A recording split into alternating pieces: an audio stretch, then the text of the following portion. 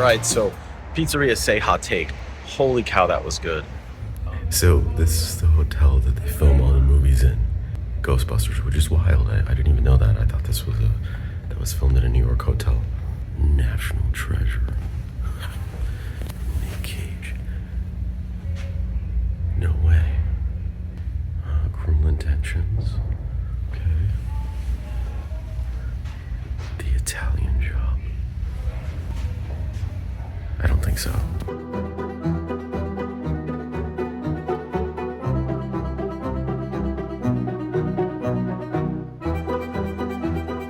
All right, it is late. I had a much needed sleep in. I'm gonna go find some breakfast. Actually walking over to Grand Central Market to go check out Egg Slut, because I might be.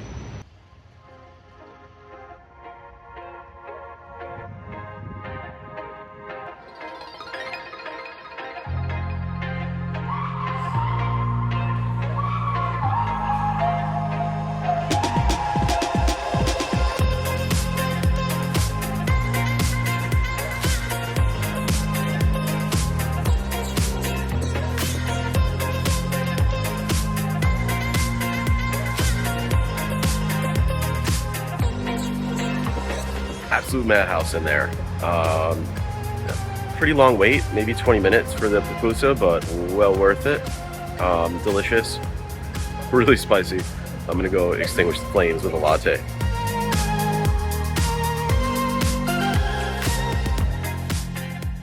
And final thoughts on Grand Central Market. Place is awesome, but it's kind of, I don't know how important all of the streets are around it, but it seems like closing part of one of them would be a good idea, just because of how busy it is. I mean, I know it's probably not like that every day of the week, but on the weekends, you definitely need more space for seating. It is crazy in there. There's also apparently a Dodgers home game, and everybody is stopping here for food and beer on their way to the game, which is cool. Seems like it's a tradition for some people. It would be cool if Dodger Stadium was easier to get to. But topic for another conversation. I am on my way to Pizzeria Sei, about to catch the metro to get out there. It should be about an hour, because they're doing track work on Metro B and D lines. It's a little bit more convoluted of a trip. I gotta take 2 trains and a bus to get there. But anyway, shouldn't be too bad. This is one of the newer stations in the system. This is part of the central subway.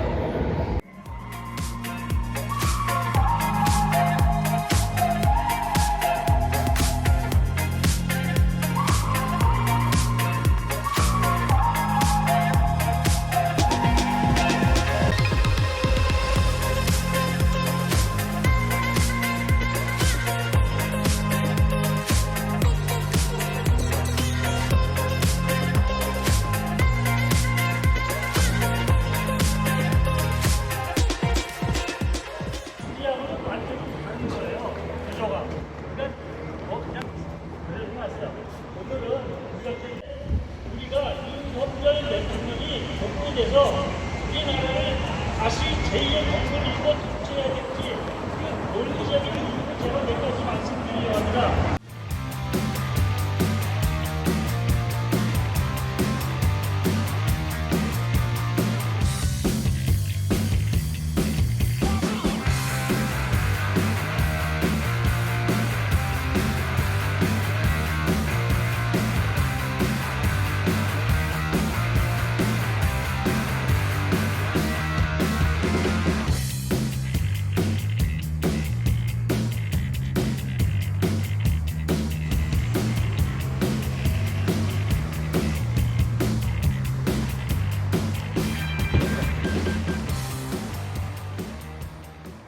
I'm here on West Pico, just across the street from Pizzeria Sei, and I'm not feeling that hungry right now, so I think I'm just gonna have a walk around, see what happens, come back in like 15-20 minutes.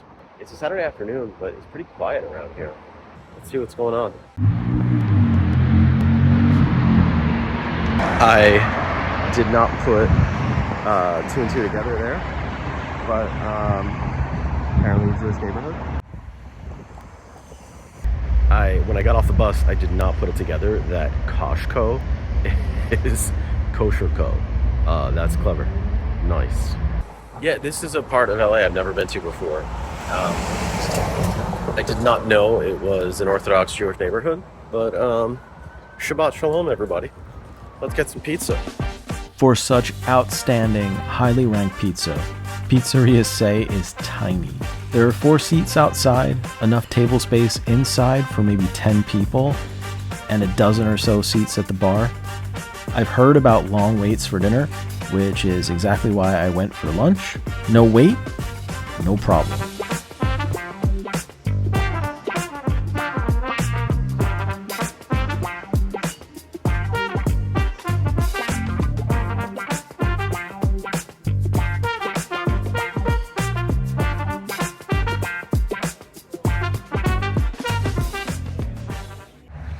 All right, so Pizzeria Sei hot take. Holy cow, that was good. I'm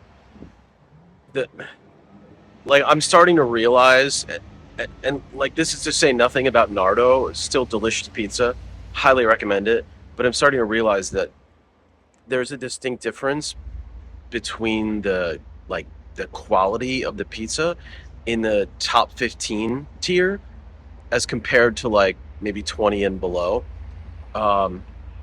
That was so good. Like the only thing that I can say slightly negative about it is that it was a little bit, just a tiny bit too salty. But the sauce was super savory. The crust, like when the pizza first came out, it was really sturdy.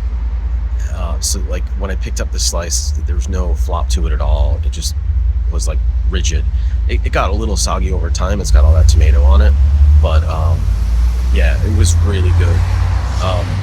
And like not heavy either. The crust at Nardo was pretty dense to the point where like I didn't want to eat all of it, but here like I didn't want to let it go to waste. It was so good.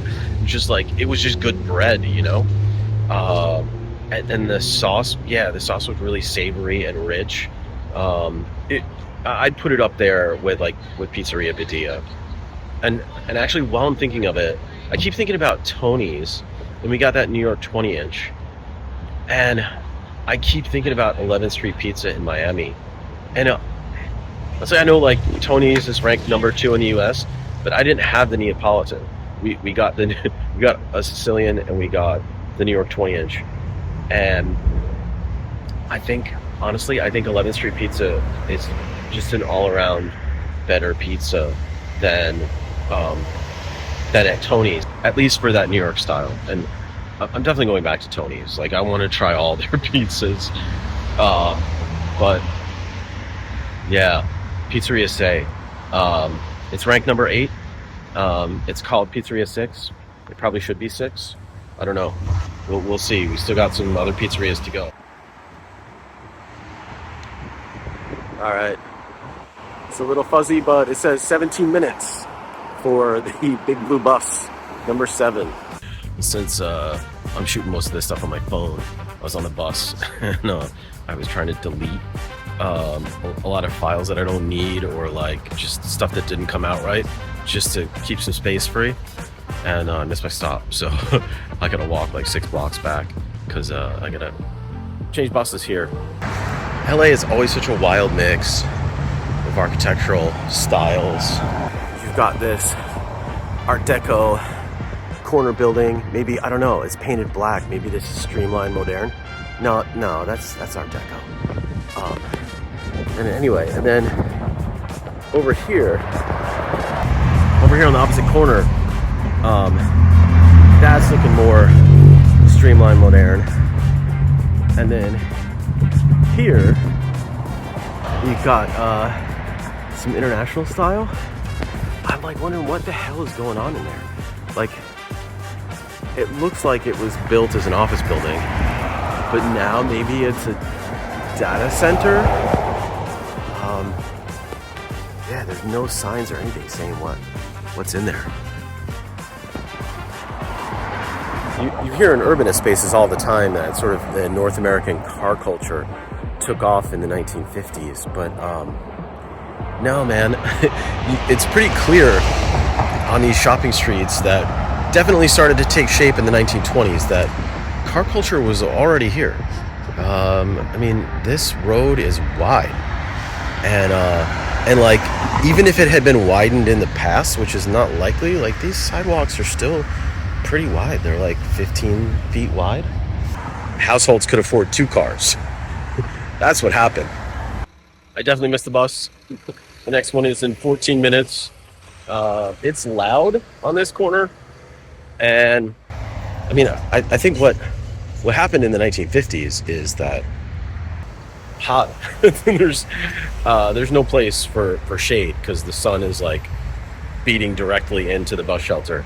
So I'm just gonna walk up to the next stop, and maybe there'll be some more shade. I got plenty of time. The weather here is funny because in Orlando, when you look at the temperature, like you kind of know how to dress. And here, and this is the same in the Bay Area too, you look at the weather app and oh, it's 63 degrees. I should wear jeans and a hoodie. If you're in the sun and there's no wind, it's not 63 degrees, it's like 85. But then if you're in the shade and there's a breeze, then it's like 55. It's really weird.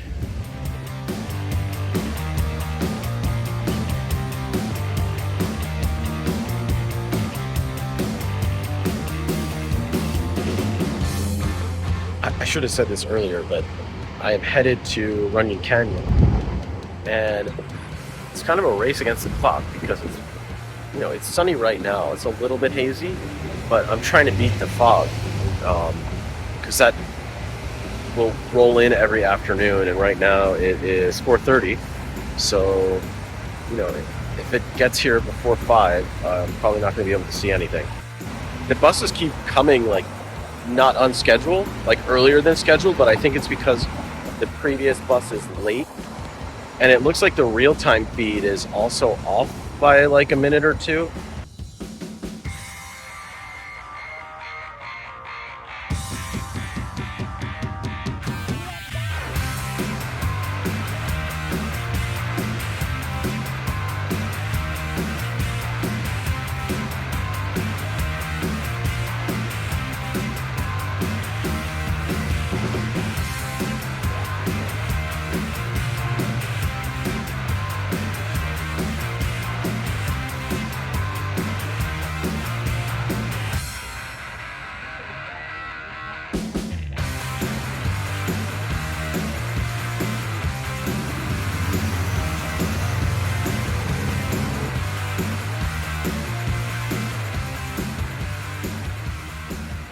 There goes another 217. So it was like a 15-minute wait for it, but now they just came bunched up like 3 minutes apart. There's a Ralph's around the corner. I'm gonna take a quick trip over there because I need some water and maybe a bathroom. Part of the reason it takes so long to get everywhere in LA is because of the traffic, especially when you're like part of your trip involves a bus. But the other reason is because it's just a massive place. Like when you say LA, you really mean like all of LA County, which is bigger than some states geographically. So if you're sensible, and that is to say you're not like me, you just pick one part of the city to hang out in for the day and just stick to that. But today I've really gotten around. Yeah, 6 months from now, that trip to Pizzeria Sei from downtown will be a lot easier actually, because you'll be able to take the Metro Purple line all the way to La Cienega, and then catch a bus down La Cienega, which I guess by the time you got off on Pico, maybe that's too far to walk. I don't know. It should only be about a 10-minute walk, I guess. So not terrible. But anyway, point is, it would be like a 2-seat ride instead of a 3-seat ride.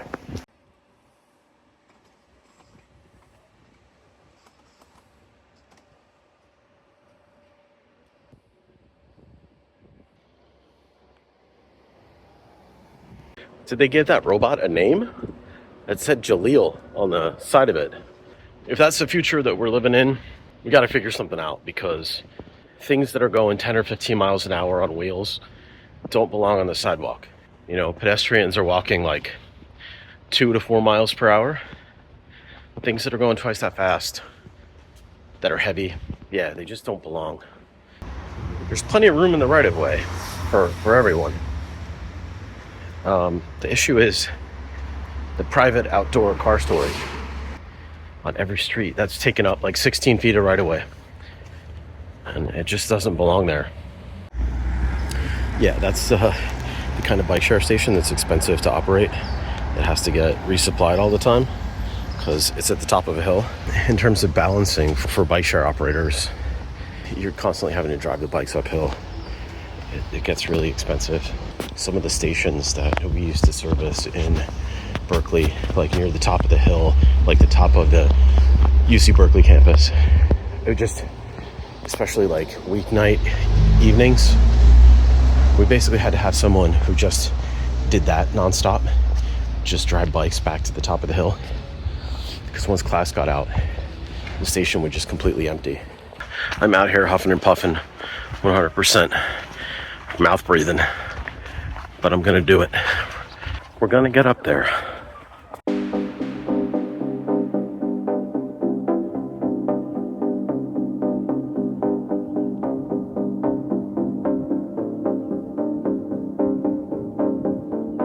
Well, that is a bit of a bummer, but totally understandable. There were some major fires. It doesn't actually, no, I can see that there are some burnt trees up there. Oh boy. So the plan was to go up the West Ridge Trail right there and get some views of the city and maybe the ocean if it's clear enough. But it's closed. And to hike around to the other good overlook, it's gonna take me like probably an hour and a half round trip. And I just don't have that kind of time or energy, to be frank. So we'll enjoy it from here.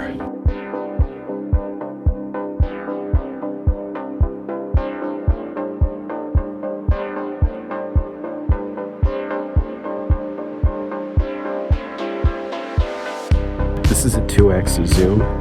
It's pretty interesting compared to the one, because this is, the way it looks on the screen is pretty much how I'm seeing it in real life. It's about this size.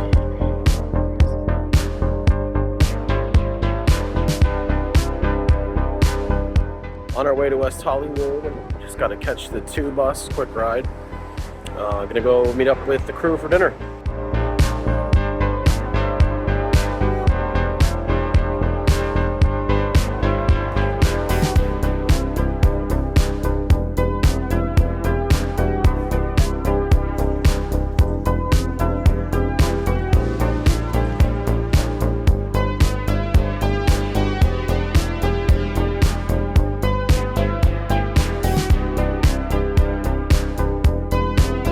When I started editing this video, I could not remember why I took a shot of this building, but I at least knew that I should wait before I deleted it, and eventually it hit me.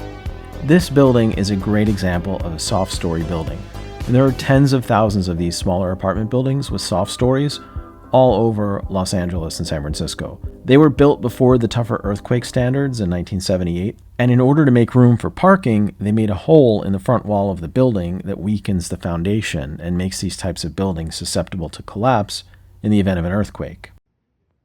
I met up with the crew for a really nice dinner and some amazing views of LA's West Side, but cameras were not allowed, so no video here.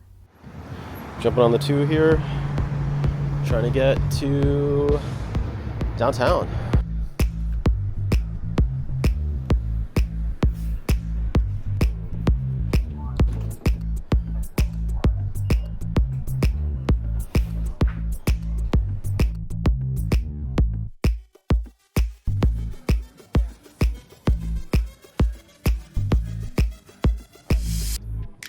I think I'm doing this right.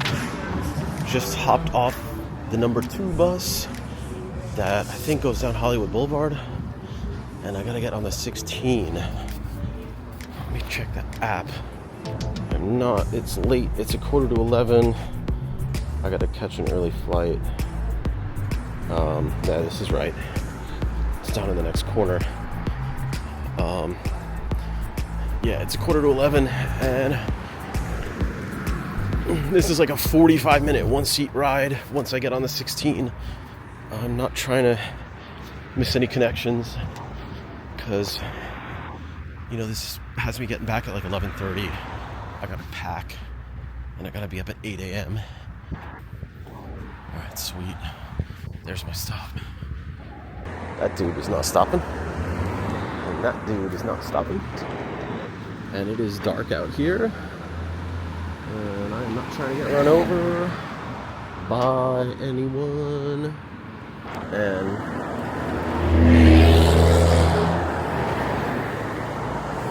yeah, I knew that guy was going to do that. He was like parked there and he's trying to pull forward, but he's looking at his mirrors and not not even close to stopping, not even close to looking. I made the right choice. Okay, there we are. 16 and the 105. 16 is coming in 2 minutes, allegedly. Let's see what the real time says. Where is this bus? That's a crazy route.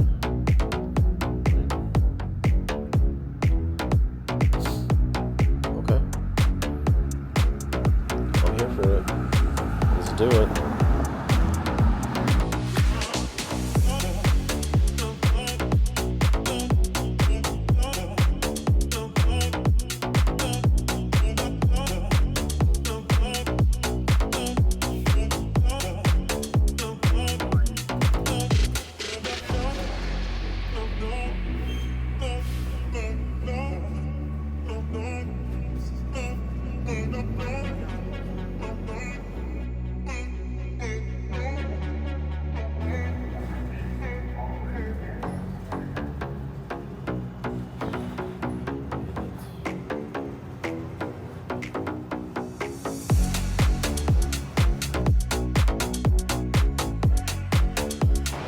Just get off the 16 right there, which goes all the way from West Hollywood to downtown LA. And it's only got like maybe 2 or 3 more stops before it's the end of the line. The second person on the bus, and I think it may have been the second stop. You know, the next stop, 1 person got on, and then the stop after that, like 8 people got on. And it was basically like all restaurant workers. And then the next couple stops, like the bus just filled up and it stayed full until pretty much until Koreatown is when people started getting off. And then like between Koreatown and Westlake, the bus just emptied out, except for this super drunk dude who got on. He had an open beer on the bus, and then he spilled it. So the whole bus smelled like beer. So I got up and moved to the front, but luckily there was only like 2 more stops to go. So anyway, I will say that like about the trains, that's all a lot cleaner and a lot more chill than the last 2 times I was here. But still got a long way to go. Still a big difference between daytime and nighttime transit riding. Like during the day, especially on the trains, especially downtown, security's everywhere. At night, not the same.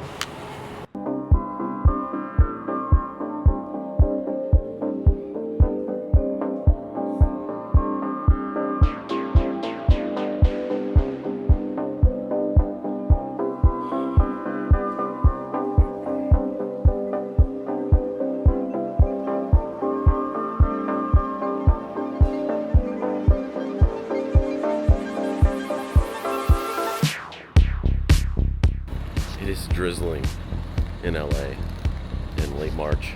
All the times I've been here, I've never been rained on. This is a first. Wild.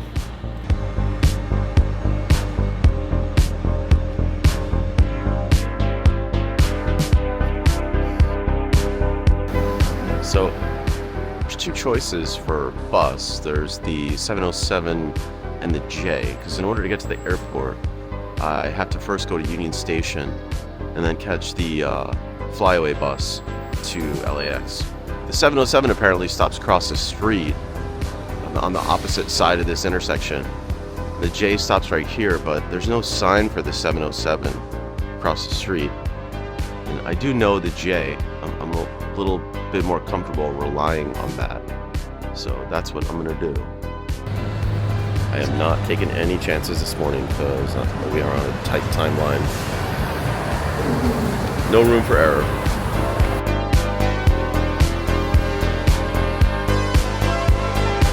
So things are running on time. The J should be here in about 7 minutes. It's an 8-minute layover at Union Station before the flyaway bus departs. I already bought my ticket. Their flyaway bus has their own app. So I downloaded it last night and bought the ticket. So I'm good to go. All I need to do is grab a seat. Hopefully it's not ridiculously crowded. This is another case where yesterday I could have taken the purple line most of the way to Pizzeria Sei.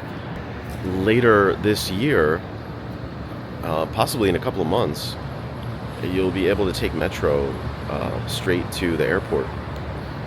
I'm not sure exactly when, and I'm not sure that if you're leaving from downtown to get to the airport, that taking the Metro would be faster. Maybe, because you'd have to take the E, the Santa Monica line, to the K, to the airport, and then the People Mover. So, it seems like that trip from right here in downtown would probably be door to door, something like an hour and a half-ish. Whereas the flyaway bus, even taking two buses, is only an hour. It's kind of wild. All right, I think I'm gonna make it. So I was getting two different sets of directions from, I see the flyaway bus. It's right there. Google and Transit app were giving different directions. Because Transit app wasn't showing the J stopping here. It was showing the J stopping on the other side of Union Station, which would be like a 15-minute walk to get to where the buses are. The J stops like right across the busway from Petsource Plaza, which is, I guess, the east side of Union Station, which is where all the buses are. That had me unnecessarily nervous, but now I have like 10 minutes before this bus leaves. So let's get on it. Because again, I'm taking no chances. Is this the next one that's leaving? Oh, nice. Oh, wow. So from 3 a.m. till 11:30 p.m. there's service. You know, it's hourly overnight or super early in the morning, but then it goes to half hourly for the rest of the day. Nice.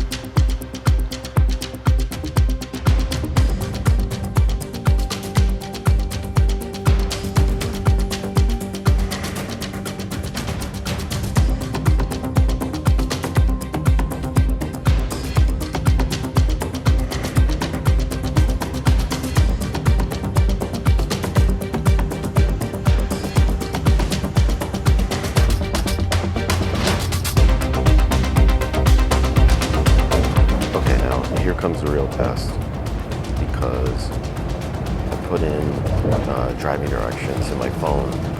It's saying 23 minutes if you're in a car, but we're not in a car, we're in a bus, and part of this trip is going to be in bus lanes, bus only lanes. So it'll be interesting to see how much quicker it is for the bus compared to the car. So right now it says we're supposed to arrive at 9:32.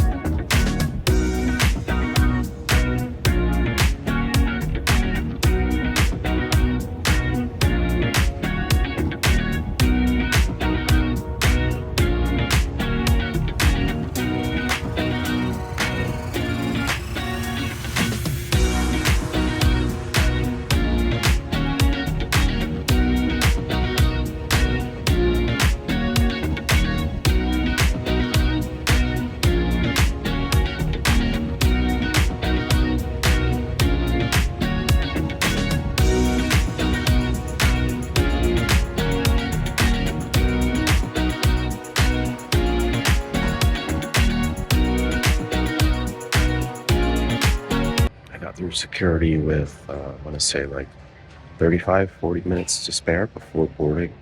Anyway, yeah, it was a very anxious morning that turned out to be just fine. Yeah, it's actually a nice new terminal to hang out at.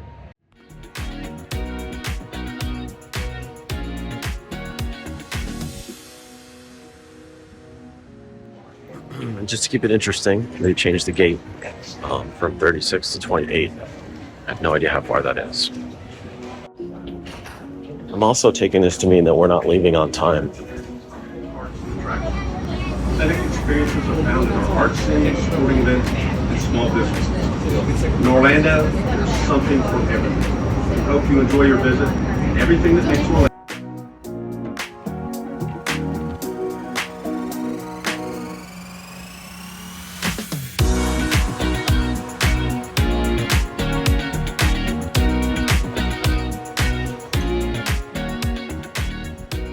That's it from California. I'm Jim. I'll see you back here in a few weeks for more Pizza Legends. Thanks for watching. I made it back to Orlando, barely. They changed the gate leaving LA, and they also changed the time, but then they changed the time again, and I didn't see it. And I got a phone call at like 11:30. It looked like spam, and I wasn't going to answer it. And then I'm like, I better see who this is. This might be important. So I answer it, and they're like, hi, I'm looking for James. I'm like, yeah, that's me. And they said, are you still boarding this flight? And I'm like, yeah, it's the 12:35, right? And I'm like, why are you calling me now? It's like an hour from now. And they're like, well, no, we're trying to get out of here now. I was literally the last one on the plane. So embarrassing. Yeah, definitely almost missed that flight. And then coming back, they put us in a holding pattern over the Gulf of Mexico and said that we might have to divert to Tampa because of the storms here. And you can kind of see it in the background. I don't know, there was a little lightning in the background just a second ago. Anyway, I'm just so much chaos this trip. I'm glad to be back. All right, I'll see you next time.